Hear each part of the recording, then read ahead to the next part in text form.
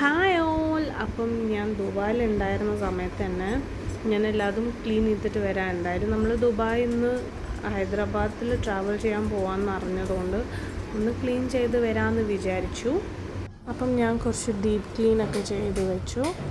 ദുബായിക്ക് ഇങ്ങനെ ഒരു അവസ്ഥ വരുമെന്ന് ഞാൻ ഒരിക്കലും വിചാരിച്ചു പോലും നോക്കിയിട്ടില്ലായിരുന്നു. The whole UAE and GCC. Dubai is the safest place. Even 2 മണിക്കോ 3 മണിക്കോ 4 മണിക്കോ രാത്രി പുറത്തിറങ്ങാൻ പോലും പേടിക്കേണ്ട ആവശ്യമില്ല. ഞാൻ പുറത്തൊക്കെ ഇറങ്ങാറുണ്ട് അങ്ങനെ. I trust on the leadership and അത്രയും സേഫസ്റ്റായ ഒരു കൺട്രിയാണ് UAE.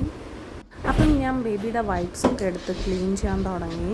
ബിക്കോസ് എനിക്ക് അത്രയും ടൈം ഉണ്ടായിരുന്നില്ല. അപ്പോൾ വേഗം കിട്ടിയ വൈപ്സ് തന്നെ എടുത്ത് എല്ലാതും വേഗം ക്ലീൻ ചെയ്തു.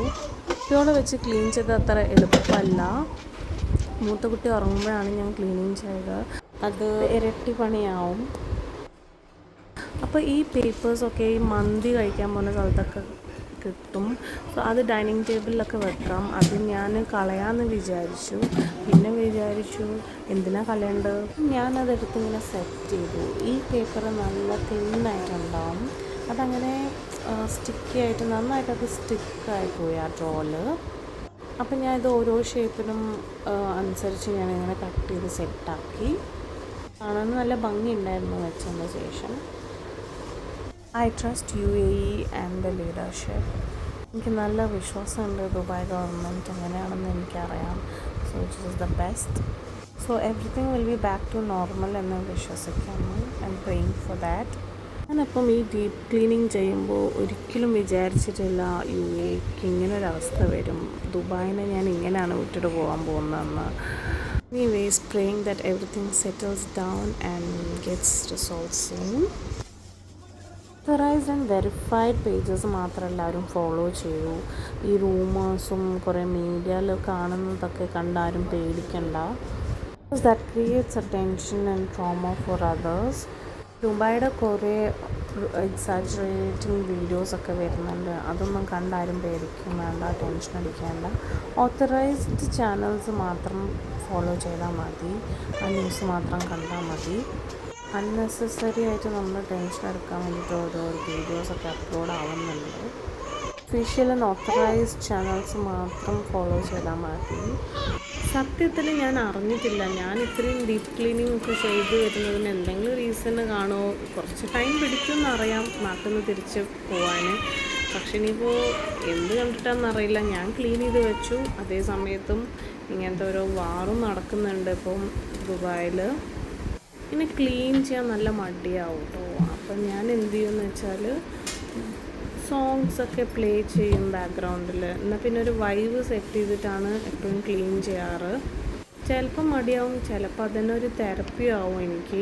ക്ലീനിങ് ഇപ്പോഴൊക്കെ എനിക്ക് ഭയങ്കര ഇഷ്ടമാണ്. പക്ഷേ കുട്ടികളെ വെച്ചിട്ട് ക്ലീൻ ചെയ്യുന്നത് അത്ര എളുപ്പമല്ല. അത് നമുക്ക് ഇരട്ടി പണിയാവും. ക്ലീനിങ് എന്ന് പറയുന്ന വേർഡ് കുട്ടികൾക്ക് ഇഷ്ടപ്പെടില്ല. നമ്മളെ ഒന്നും ചെയ്യാൻ സമ്മതിക്കില്ല. എല്ലാതും അലമ്പാക്കും, ഫുള്ള് മെസ്സിയാക്കി കളയും. അങ്ങനെ കിട്ടിയ സമയത്ത് കുട്ടി ഉറങ്ങുന്ന സമയത്ത്, മൂത്ത കുട്ടി ഉറങ്ങുന്ന സമയത്ത് ഞാൻ വേഗം ഈ ക്ലീനിങ് ചെയ്യാമെന്നാണ് വിചാരിച്ചത്. അപ്പോൾ ചെറിയ കുഞ്ഞു വാവ കരയുണ്ടായിരുന്നു. എത്ര പേർക്ക് ക്ലീനിങ് ഇഷ്ടമാണെന്ന് പറയൂ. എന്തൊക്കെ ക്ലീൻ ചെയ്യാൻ ഇഷ്ടമാണെന്ന് പറയൂ. എത്ര പേരിങ്ങനെ ജ്യൂസ് ബോട്ടിൽസൊക്കെ കഴുകി വെക്കുമെന്ന് പറയൂ. ബിക്കോസ് എൻ്റെ അമ്മ ഈ അലൈൻ ജ്യൂസൊക്കെ യൂസ് ചെയ്ത ബോട്ടിൽസൊക്കെ കഴുകി ഉണക്കി അതിനകത്ത് സ്പൈസസും ഗ്രെയിൻസൊക്കെ ഇട്ട് വെക്കാറുണ്ട്. എനിക്കിതൊന്നും കഴുകി വെക്കാൻ മടിയാണ്. പിന്നെ അത്ര ടൈമും ഉണ്ടാവില്ല. ബിക്കോസ് ഞാൻ വർക്കിങ്ങും ചെയ്യുമായിരുന്നു. ഇതൊക്കെ എൻ്റെ അമ്മയുടെ ബുദ്ധിയാണ്. മോംസ് ബ്രെയിൻ ഇങ്ങനെ വർക്കാവുമെന്ന് തോന്നുന്നു. എല്ലാതും യൂസ് ചെയ്ത് കളയാണ്ട് മനസ്സില്ലാണ്ട് അതെന്നെ റീയൂസ് ചെയ്യാൻ. അതുപോലെ തന്നെ കേടിൻ്റെ ബോക്സും ഐസ്ക്രീം ഡബ്ബാസൊക്കെ കളക്ട് ചെയ്ത് റീയൂസ് ചെയ്യാറുണ്ട്. അമ്മ ദുബായിക്ക് വിസിറ്റിന് വരുമ്പോഴൊക്കെ ഇതാണ് പരിപാടി. സോ ഭയങ്കര ക്ലീനിങ്ങും റീലൊക്കേറ്റിംഗ് തിങ്സൊക്കെയാണ് പരിപാടി. അമ്മ എനർജറ്റിക് ആയിട്ട് എല്ലാതും ചെയ്യും. പക്ഷെ എനിക്ക് തോന്നും എനിക്കാണ് വയസ്സായതെന്ന്. സോ എല്ലാതും നോർമലൈസായി ബാക്ക് ടു ദുബായ് പോകണം. സോ എത്രയും പെട്ടെന്ന് പോകാൻ പറ്റുമെന്ന് നോക്കിയിട്ട് നമുക്ക് പോകാം. നെക്സ്റ്റ് ഒരു നല്ല വീഡിയോയിൽ കാണാം. ഞാനിപ്പോൾ ഹൈദരാബാദ് എക്സ്പ്ലോർ ചെയ്യാൻ പോവാണ്. Bye guys.